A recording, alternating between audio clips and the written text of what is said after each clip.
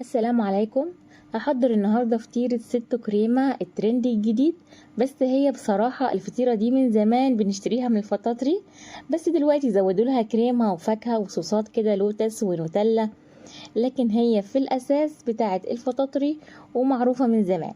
هنعملها النهاردة من غير فرد ولا عجن بطريقة حلوة جدا وبسيطة وبحشوة كمان جميلة جدا. يلا مع بعض نشوف طريقتنا ايه والمقادير ايه. اول حاجة هحضرها دلوقتي حشو الفطيرة.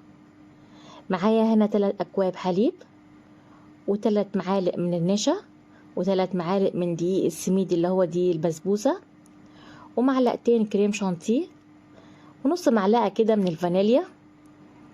انا دلوقتي حطيت الحليب وهحط الكريمة وهحط كمان النشا والدقيق كله مع بعض. ممكن نستبدل كمان دقيق البسبوسة اللي هو دقيق السمولينا بدقيق عادي، بس بدل ما هنحط 3 معالق دقيق سمولينا ممكن نحط معلقتين من الدقيق العادي. ومعايا كمان سكر، المفروض ان انا احط دلوقتي سكر معاهم بس انا نسيت احطه وحطيته بعد ما رفعتها على النار. يعني انا حطيت كل المكونات كده على البارد وبقلبهم وبعدين برفعهم على النار. انا هنا السكر نسيت احطه فحطيته بعد ما رفعتها على النار، افتكرت يعني ان انا ما حطيتلهاش سكر. انا حطيت لها نص كوب من السكر، زي حوالي 4 معالق سكر كده. طبعا السكر ده بيكون اختياري، انت بتشوفي لو محتاجة سكر زيادة بتدوقيها، لو عايزاها مسكرة او عايزاها ما تكونش مسكرة. وهحط كمان مكعب زبدة واقلب كل الخليط كده مع بعضه. هجيب طبق واحط فيه الكريمة واغطيه كمان بكيس بلاستيك عشان الوش بتاعه ما ينشفش من فوق، وهسيبها تبرد خالص عشان لازم تكون باردة خالص لما ابدأ احشي الفطيرة. ودلوقتي هحط لها كيس البلاستيك كده من فوق وهسيبها على جنب. ودي الزبدة اللي انا هشتغل بيها، هسيحها الاول. ودي الصينية اللي انا هحط فيها الفطير دهنتها من الزبدة.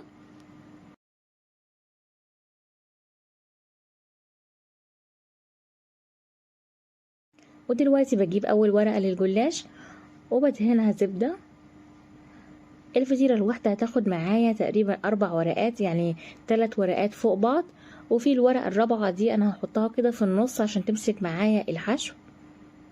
اهو دلوقتي انا بحط الورقة التانية وبدهنها برضو زبدة. طبعا الجلاش ده مفيش اسهل منه، بالذات في الصيف بيكون حلو جدا، سواء هنعمله حلو او حادق من غير بقى عجن ولا خبز ولا توريق. يعني بنجيب الورقة كده وبندهنها، بتسهل معانا الوقت والمجهود صراحة في الحر جدا يعني. ودي الورقة التالتة انا دهنتها كمان زبدة. وهجيب الورقة اللي هي الرابعة، بحطها كده بالنص، بدهنها كده في النص وبعدين بتنيها من هنا ومن هنا اللي هي هحط عليها الحشو. ودلوقتي هجيب الحشو وهقسمه ل4 لان انا هعمل 4 فطيرات. اخدت الحشو كده وحطيته هنا، فردته فوق الورقة اللي هي الرابعة. الورقة الرابعة دي ممكن نستخدمها ورقة كاملة او ممكن نص ورقة، مفيش مشكلة على حسب عدد الجلاش في اللفة معاكي. انا هنا بتني الجلاش من فوق ومن تحت وبدهنه كده دهنة من الزبدة وبعدين هقفله من الجناب.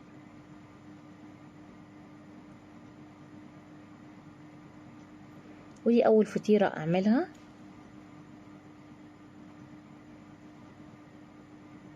وبقلبها كده وبحطها في الصينية وبعمل الفطيرة التانية نفس اللي عملته في الاولى، بحط زبدة على كل ورقة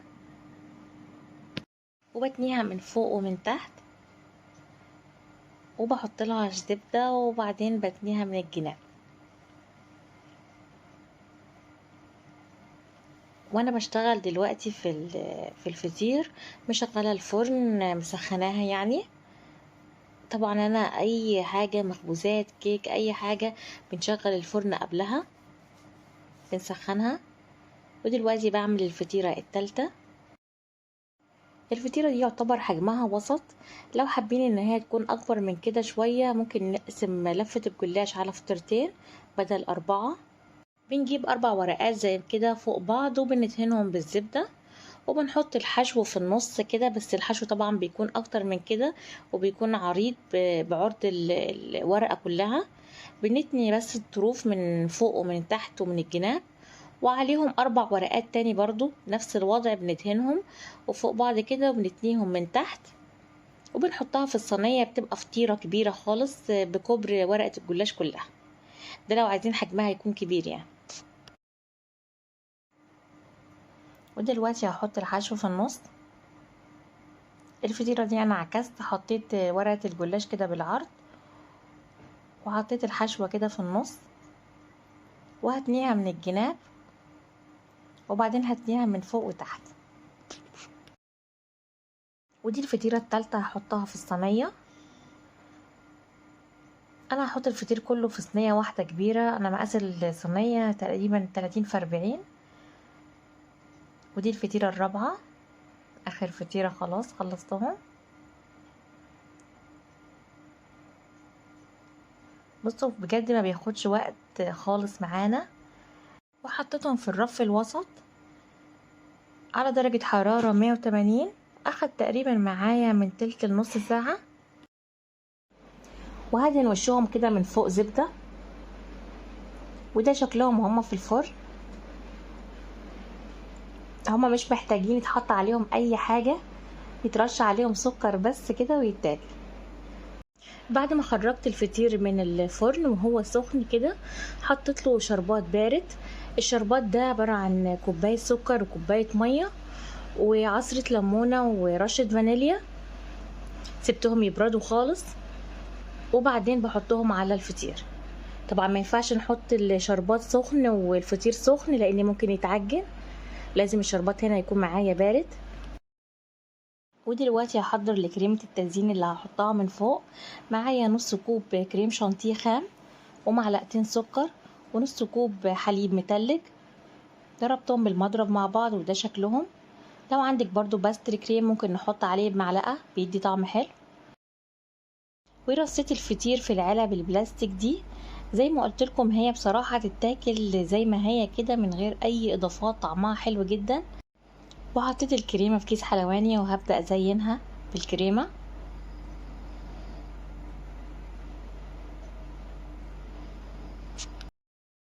بالنسبة لكريمة الحشو ممكن كمان نضيف الكاستر او الباستري كريم بدل الكريم شانتيه، فبيدي برضو نكهة حلوة للكريمة. هي اساس الكريمة بس عبارة عن لبن ونشا وسكر ودقيق اللي هو دي السامولينا، لكن الاضافات دي بتعزز الطعم شوية سواء الكاستر او الكريم شانتيه او الباستري كريم. ودلوقتي هزين اول فطيرة، هعملها بزبدة اللوتس، حطيته في كيس حلواني وزينت بيها. وتاني فطيرة دي زينتها بالنوتيلا، برضو حطيتها في كيس حلواني ومشيت عليها كده بخطوط.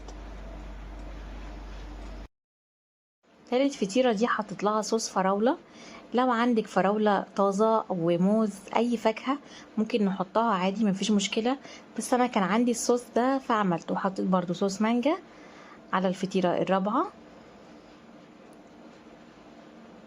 طبعا نقدر نحط اي فاكهة عندنا. وده شكلهم النهائي، انا حطيت هنا بندق على النوتيلا وحطيت بسكوت لوتس على زبدة اللوتس، وحطيت كمان كريسبي كده على المانجا، وحطيت عين جمل على الفراولة كسرتهم كده وحطيتهم على الكريمة حوالين الكريمة. طبعا التزيين ده بيبقى اختياري انتي وذوقك. وده شكلها النهائي.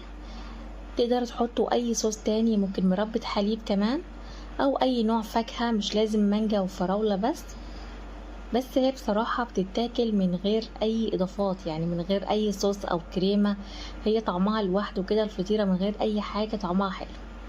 بس دلوقتي عملوها ترند جديد وحطوا لها كريمة وصوصات كده وسموها ستو كريمة. ولو بتشتغلي اونلاين كمان ممكن تضيفيها لشغلك. سهلة وما بتاخدش وقت كتير في تحضيرها. وده كان فيديو النهاردة، فطيرة ستو كريمة ترند جديد. لو عجبكم الفيديو ما تنسوش تعملوا لايك وشير، ولو لسه ما اشتركتوش في القناة ياريت تشتركوا وتفعلوا زر الجرس عشان يوصل لكم كل جديد ان شاء الله. ودلوقتي بقطع الفطيرة، تقدري تقطعيها ل4 تكفي 4 افراد. وده شكل الكريمة من جوه. لو عجبكم الفيديو هستنى رأيكم في التعليقات.